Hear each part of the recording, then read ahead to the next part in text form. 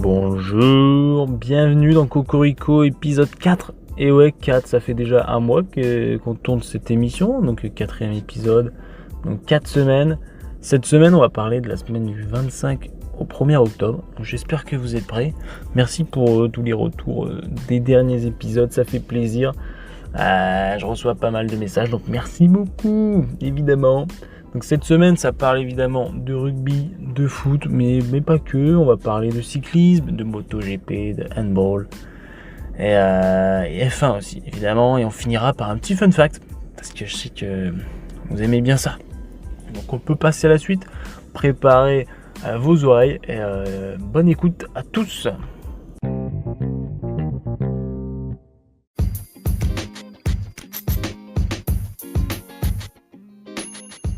On commence évidemment, comme chaque semaine depuis nos 4 émissions. Et oui, je vous rappelle, les 4 émissions, ça fait un mois. On commence par la Coupe du Monde de rugby, qui a toujours lieu en France. Et donc mercredi, alors que la Namibie menait 20-12 en première mi-temps, l'Uruguay va les battre. Et donc la Namibie va toujours pas obtenir leur premier point. Donc le score final 36-26 pour le pays sud-américain, avec 5 essais inscrits. Et pour jeudi, un match se jouait pour la 2e place dans le groupe D. Et la qualification pour les phases éliminatoires, donc c'était entre le Japon et le Samoa. Le Japon l'emporte 28-22, donc l'écart aurait pu être davantage important, mais ayant subi un carton rouge en deuxième mi-temps, les Samoans marquent un essai dans la dernière minute de jeu.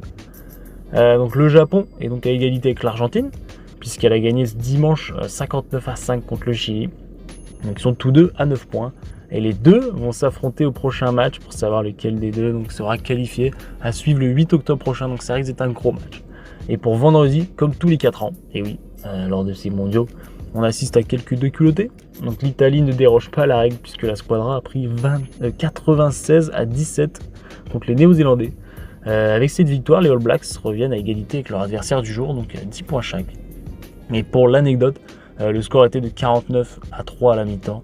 Le total d'essais s'élève à 14 donc en 80 minutes. Ouais. Le prochain match d'All Blacks sera contre l'Uruguay jeudi et l'Italie contre la France vendredi au Parc Olympique Lyonnais à 21h. Donc notez bien la date et le lieu parce qu'on est prêt à supporter.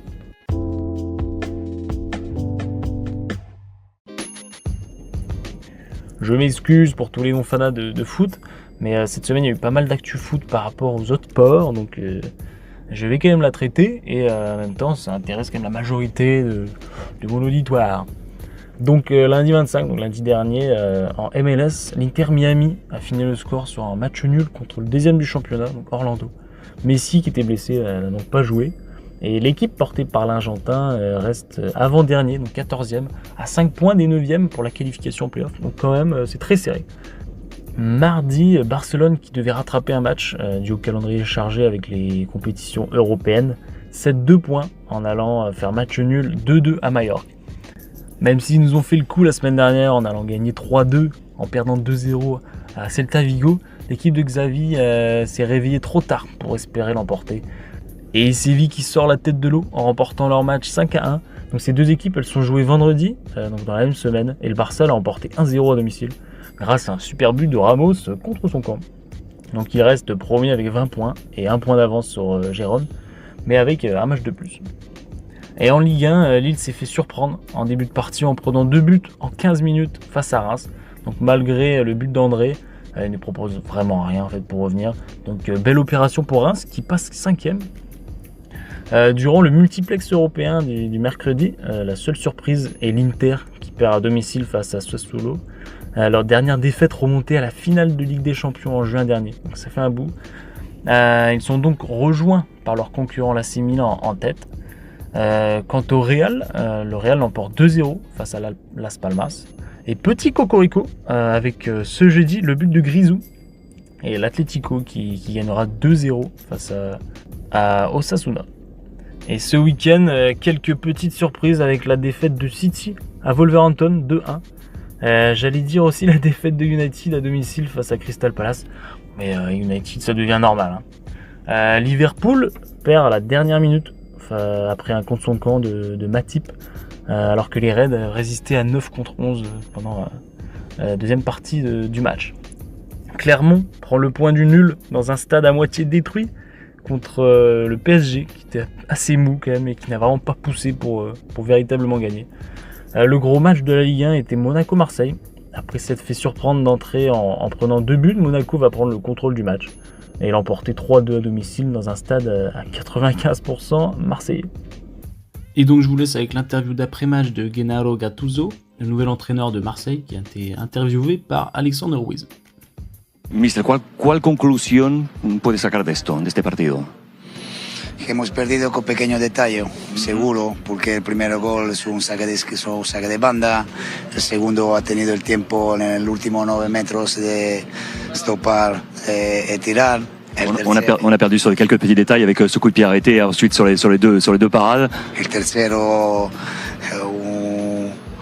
una desviación de cabeza, 3 contra 2, una lectura se puede hacer mejor, pero el equipo ha hecho cosas buenas, seguramente pequeños detalles hoy nos han matado. Vraiment, on a perdu sur des détails, mais l'équipe a vraiment proposé de bonnes choses ce soir. Et l'Atlético va gagner 3-2, notamment avec un match Gautes de Antoine Grisou sur sa pelouse, après avoir également été mené 2-0. Et on parle évidemment de Lyon, la descente aux enfers de Lyon, puisqu'ils perdent 2-0 à Reims. Et avant de passer aux autres sports, je voulais revenir sur le match de Valwick contre l'Ajax, parce qu'il y a une scène assez terrifiante qui a eu lieu, non sans rappeler le cas d'Eriksen pendant l'Euro 2021.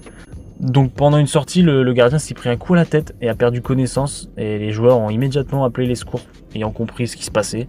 Donc on était assez dans le flou parce qu'il était sorti sur civière, il était inconscient. Mais après des heures de flou, donc le club de Valwick a annoncé que le gardien était conscient et transporté à l'hôpital pour un examen plus approfondi. Donc plus rassurant pour lui. Donc le match a été arrêté à 3-2 parce que tous les joueurs étaient assez bouleversés. Et on ne sait pas encore ce qui va se passer pour ce match. Avant de passer définitivement aux autres sports, on reste sur le foot avec le foot féminin, parce que mardi, la France se déplaçait en Autriche pour le deuxième match de National League, et la France a eu, avec un but de Wendy Renard, en tout début de rencontre, va l'emporter. Donc la France reste première avec 6 points devant le Portugal, 3 points. Et pour dimanche, il y a eu un nouveau choc entre PSG et Lyon, le fameux match que l'on voit très souvent du côté féminin. Donc une semaine après leur dernière rencontre en Trophée des Championnes, Lyon est à nouveau sorti vainqueur de cette confrontation 1-0, mais cette fois c'était en championnat.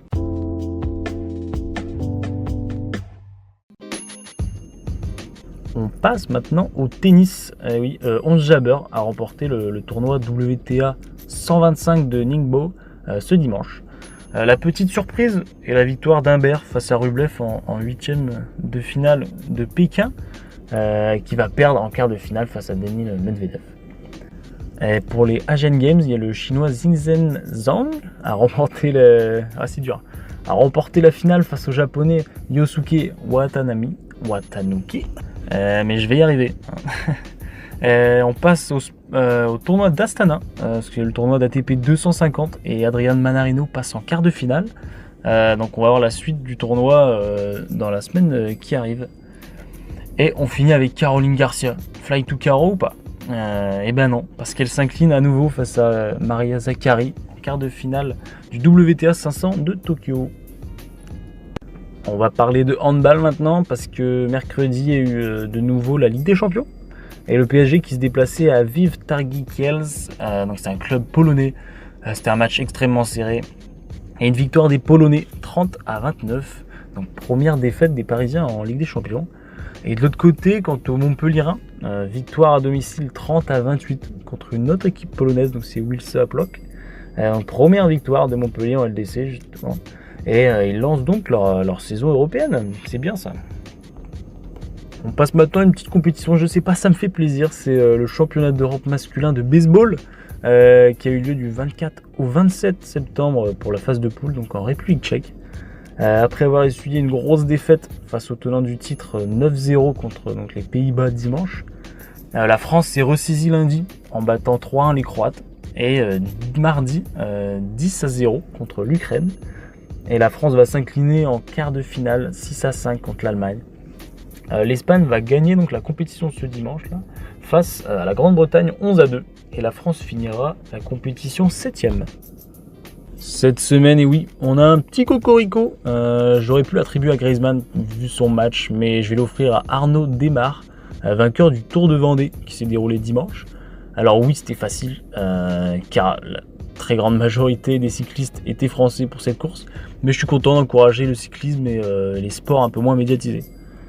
On passe maintenant en F1, parce qu'à l'occasion des tests d'Aston Martin en Hongrie, Jessica Hawkins est devenue la première femme à piloter en F1 depuis 5 ans.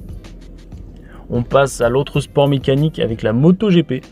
Cette semaine, il y a eu le Grand Prix de Japon à Motegi, donc sous une pluie assez torrentielle. C'est Jorge Martin qui va s'imposer devant Bagnaia et Marquez. Et Fabio Quartararo finira 10e alors que Zarco sera out après un crash d'aquaplaning dès le premier tour. Et je vais finir par un fun fact assez marrant. Et oui, on va finir ce podcast sur de l'amour. La légende du football, R9, Ronaldo, s'est marié pour la 3e fois lundi dernier à Ibiza. Voilà, donc félicitations à lui, et puis voilà, j'espère qu'il sera heureux.